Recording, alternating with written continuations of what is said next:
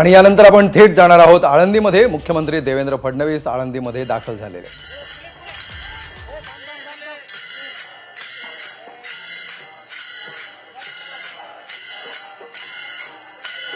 आळंदीवरची ही थेट दृश्य आपण पाहतो आहोत।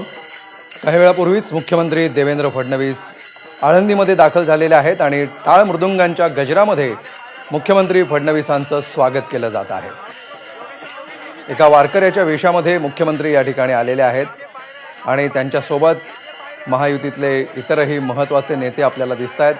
पंकजा मुंडे देखील त्यांच्या सोबत आहेत आणि आळंदीमध्ये मुख्यमंत्र्यांचं काही वेळापूर्वीच आगमन झालेलं आहे आणि आळंदीमध्ये वारकऱ्यांच्या गर्दीमध्ये मुख्यमंत्री मिसळलेले आहेत आणि आता ते दर्शनासाठी चाललेले आहेत। टाळ मृदुंगाच्या गजरात मुख्यमंत्री फडणवीसांचं आळंदीमध्ये स्वागत करण्यात आलंय। पंकजा मुंडे त्यांच्या सोबत आहेत, राम शिंदे देखील मुख्यमंत्र्यांसोबत आळंदीमध्ये दाखल झालेले आहेत।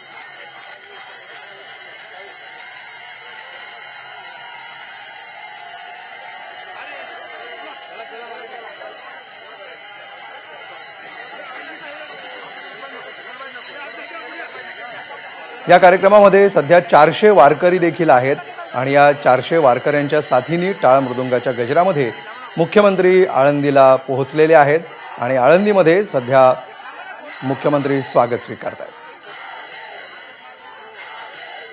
आणि अधिक माहिती घेऊया, आमचे प्रतिनिधी नाझीम मुल्ला सध्या आपल्या सोबत आहेत। नाझीम, आळंदीमध्ये मुख्यमंत्र्यांचा काय कार्यक्रम असणार आहे? मुख्यमंत्री देवेंद्र फडणवीस यांनी मुख्यमंत्री पदाची शपथ घेतल्यानंतर ते आज पहिल्यांदाच आळंदीमध्ये या ठिकाणी येत आहेत। आळंदीमध्ये त्यांचा संत कृतज्ञता संवाद हा कार्यक्रम आहे। तत्पूर्वी त्यांनी मंदिरात येऊन संत ज्ञानेश्वर महाराजांच्या चरणी आपलं माथा टेकवण्याचा निर्णय घेतला आणि ते आता मंदिराच्या परिसरामध्ये आलेले आहेत आणि वारकऱ्यांकडून टाळ मृदुंगाच्या गजरात या ठिकाणी देवेंद्र फडणवीस यांचं स्वागत केलं जात आहे। ते आता काही वेळात मंदिरात येतील। देवस्थानकडून सुद्धा त्यांचा सन्मान या ठिकाणी केला जाणार आहे। परंतु इथल्या सगळ्या वारकरी संप्रदायाला एक अपेक्षा आहे, ते म्हणजे जी इथली वारकरी संप्रदायाचं श्रद्धास्थान असणारी इंद्रायणी नदी ही गेली अनेक वर्षापासून फेसाळलेली असते। आजही ती फेसाळलेलीच होती।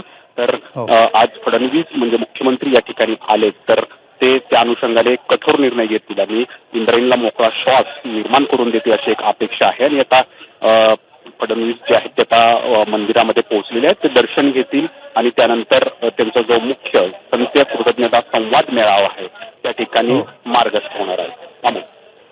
निश्चितपणे या मेळाव्याचं नेमकं काय औचित्य आहे याविषयी प्रेक्षकांना आपण थोडी अधिक माहिती देऊ शकू? कशा प्रकारे या कार्यक्रमाचं आयोजन करण्यात आलेलं आहे आणि या कार्यक्रमामध्ये काय काय नेमकं होणार आहे? तर काही वेळातच आपण पुन्हा एकदा संपर्क साधण्याचा प्रयत्न करू। सध्या फोन कट झालेला आहे।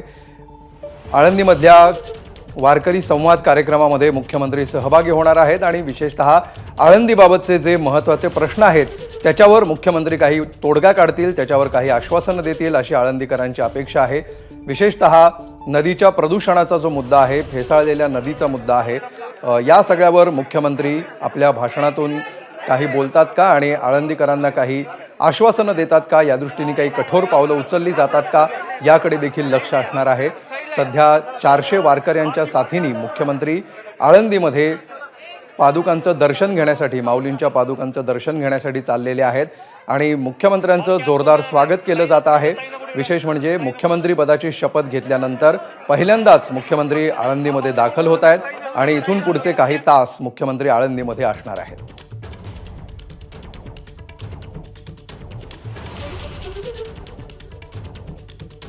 मुख्यमंत्री झाल्यानंतर पहिल्यांदाच आळंदीत येणाऱ्या देवेंद्र फडणवीस यांच्याकडून आळंदीकरांना अनेक अपेक्षा आहेत आणि त्यांच्या सोबत इतरही महत्त्वाचे मंत्री या दौऱ्यामध्ये उपस्थित आहेत। त्यामुळे या सगळ्यांच्या साथीने मुख्यमंत्री नेमकी काय आश्वासनं देतात, कुठले मुद्दे सध्या समोर येतात, अजेंड्यावर येतात आणि त्या दृष्टीने पुढच्या 5 वर्षामध्ये काय उपाययोजना मुख्यमंत्री घोषित करतात याची देखील उत्सुकता असणार आहे। एबीपी माझा, उघडा डोळे बघा नीट।